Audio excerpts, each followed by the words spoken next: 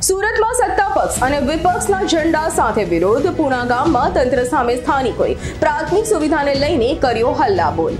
મારુતિનગરમાં ગટરના પાણીના કારણે ત્રાહિમામ સ્થાનિકોનો વિરોધ જુઓ. 6 મહિનાથી આ ગટરનું પાણી રોડ ઉપર જાય છે.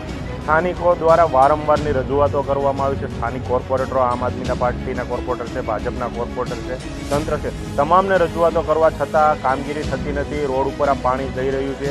આ વિસ્તારની અંદર ડેન્ગ્યુ છે, મેલેરિયા છે, એવા પાણીજન્ય રોગોનો રાફડો ફાટ્યો છે. નગરસેવકોને ફક્ત ને ફક્ત કઈ બાજુ મલાઈ મળે છે, ક્યાં બાંધકામ આલે છે એમાં રસ છે. લોકોના જે પ્રશ્નો છે એમાં કોઈ પણ જાતનો રસ નથી.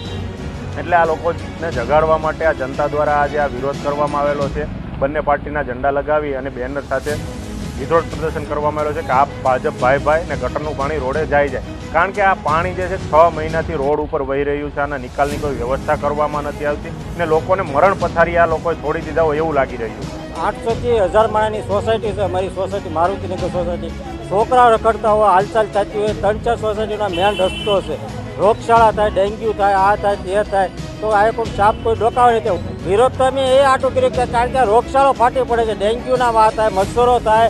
પછી અમારી ઘેરે આવે એમ કે તમારી ઘરે ડેન્ગ્યુ થયો છે, ત્યારે ધાબા ઉપર તપાસ કરે, ઘરમાં તપાસ કરે, આ મચ્છર છે ત્યાં. આ કોઈને નથી દેખાતું. ઝીણું વસ્તુ અમારી દેખાય છે બધાય.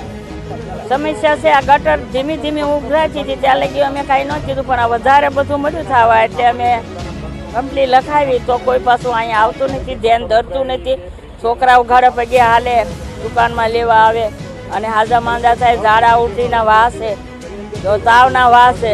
માંગ્યું છે કે આ ગટર હારી કરી જાવ, એમ માંગી છે કે જલ્દી આવો. અમારી તમામ માહિતીથી અપડેટ રહેવા માટે જોડાયેલા રહો S9 ન્યૂઝ સાથે.